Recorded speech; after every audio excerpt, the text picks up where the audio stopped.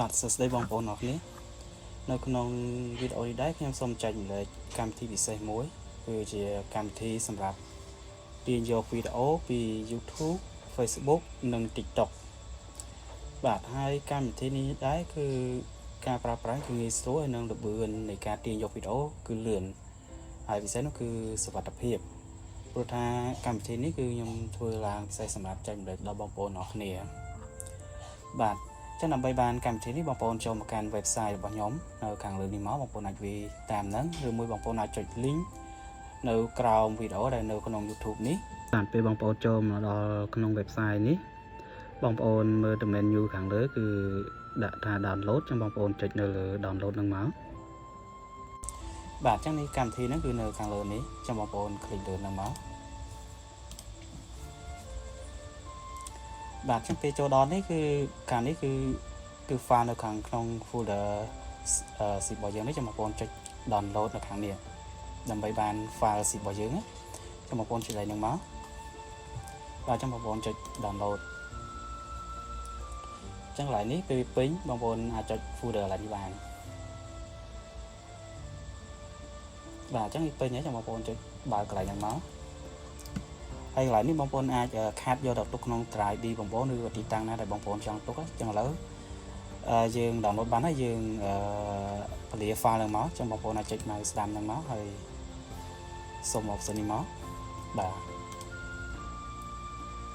ទនេះចឹង folder ចឹងបាន folder ហ្នឹងបងប្អូនចូល folder ហ្នឹងហើយបងប្អូន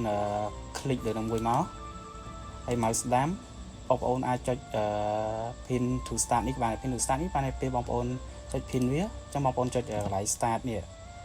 ចុចលើប៊ូតុងក៏បានចុចកន្លែងនេះក៏បានពេលចុចទៅនឹងឃើញកម្មវិធីរបស់យើងនឹងនេះបាទហើយឬមួយទៀតបងប្អូនអាចយកមកទុកនៅ toolbar ខាងក្រោមនេះមកចឹងបងប្អូន mouse select យកនៅមួយមកហើយមកស្ដាំបងប្អូនអូចូលកន្លែងមក option នេះមកហើយបងប្អូនចុចកន្លែង pin to tag bar នេះបាទចឹងនេះគឺយើងមកដល់ចូលដល់នេះហើយចឹងបងប្អូនអាចបិទចោលបានចឹងបងប្អូនបើកកម្មវិធីនឹងមក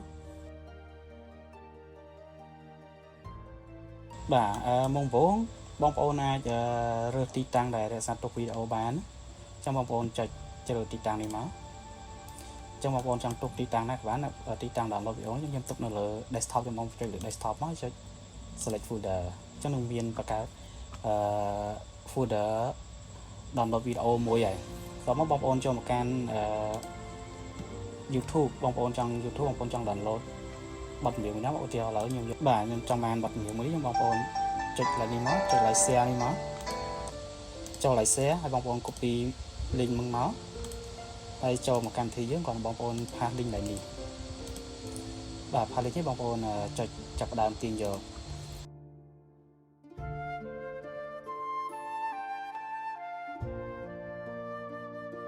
បាទអញ្ចឹងបានពេញបងប្អូនបើកមកនេះអញ្ចឹងនេះបទចម្រៀងដែលយើង download មិញហ្នឹង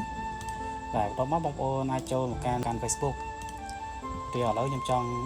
download វីដេអូមួយអញ្ចឹងបងប្អូនចុច share បន្ទាប់មកបងប្អូនចុច copy link បាទបន្ទាប់មកយើងយកមកផាសកន្លែងនេះមកបាទបន្ទាប់យើងចុចទាញយក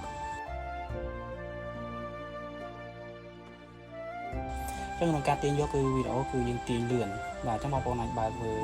វីដេអូដែលយើងទូ download មិញមកបាទនេះហើយសម្រាប់វីដេអូវិញគឺការទាញវីដេអូគឺអាស្រ័យលើវីដេអូដែលគេបានផុសមកបើសិនជារបស់គេផុសមកកម្រិតគុណភាព 4K គឺយើងអាច download បានទំហំ 4K ហើយសម្រាប់បងប្អូនដែលគាត់